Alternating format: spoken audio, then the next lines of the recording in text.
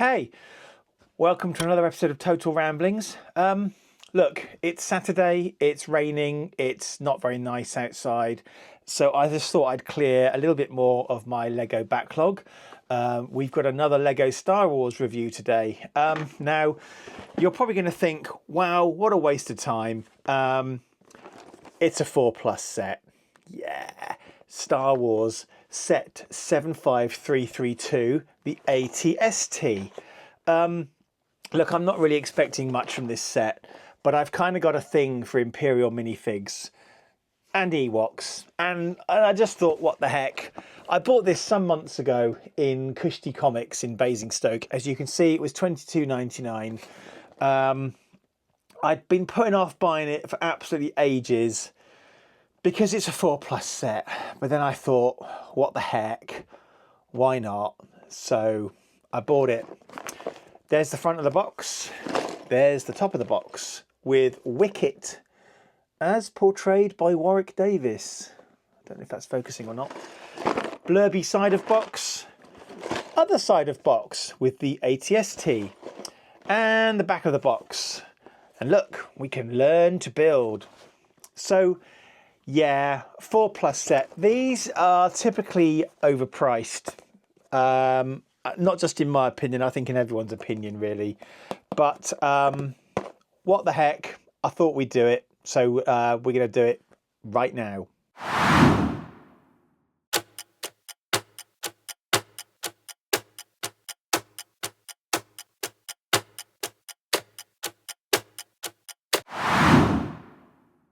Okay, here we are, about 15 minutes later. The word derpy springs to mind. I mean, it's a 4+ set. We've got this very chibi looking sort of ATST. Look, let's just go through the routine, shall we? 2 spare parts, couple of Technic pins, that's it. 2 instruction manuals, 2 bags, each instruction manual for each bag. I'm going to be honest with you, it took me longer to build this. Sorry, it took me longer to flip through each of the pages than it did to actually build. So we get to a point like here, for example, we've got the ATST driver is the figure here. We flip over the page, 1 piece. We flip over the page, 2 pieces. We flip over the page, 2 pieces, 1 piece, 1 piece. It takes longer to flip through the manual than it does to actually place the pieces on the model. The second manual covers the speeder bike and the Ewok defense tower. In this case, we have a scout trooper taking us through. So 2 manuals. First of all, we have the Ewok sort of defense tower, obviously from the planet Endor. We have a catapult here. And we have 3 projectiles. One's trying to get away. It's projectiling away. 3 projectiles to use in the catapult. So there it goes on the floor. That one's determined to escape. You know the drill. It goes in there. You flip that. It flies. It goes missing. Never to be seen again. Much like the one that's just tried to get on to the floor. So let's at least pin them together so they can all go missing at once, eh? Very simple build. A small sort of base plate, 2 large trunk pieces. Vegetation is probably the most intricate element. We've got a very, very, very simplistic speeder bike. This is kind of like one that you might get in an advent calendar. Very, very simple. That won't be going into my Imperial Army. And then the ATST itself. Let me just put the camera down a sec. Enormous pieces here. Look, this is 1 piece. You don't even have to put this black plastic piece in here. You do have the feet that you can build up, but the legs are just 1 piece. The main body is just 1 piece. There's no articulation. You can swivel that around. You can take the top off to put the ATST driver inside but it's more like an ATDP or one of those things from one of the from the Heir to the Empire, or is it when they went to find the fleet of dreadnoughts? They had these old-fashioned sort of walkers. I can't think of the derivation at the moment, but it reminds me of those.